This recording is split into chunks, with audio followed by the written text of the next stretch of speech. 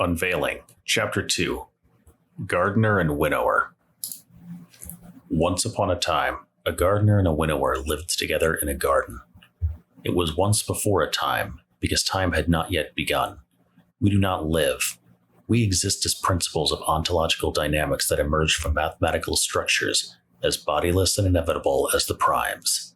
It was the field of possibility that preconfigured existence.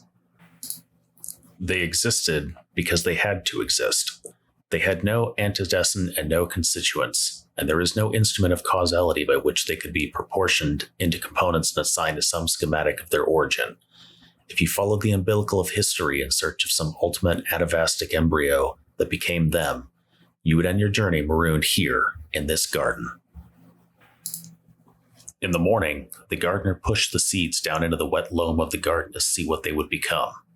In the evening, the winnower reaped the day's crops and separated what would flourish from what had failed. The day was longer than all of time, and the night was swifter than the glint of light on a falling sugar crystal. Insects buzzed between the flowers, and worms slithered between the roots, feeding on what was and what might be, the first gradient in existence, the first dynamo of life. Rain fell from no sky. Voices spoke without mouth or meaning.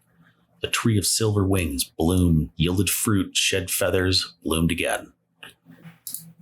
In the day between the morning and the evening, the gardener and the winnower played a game of possibilities.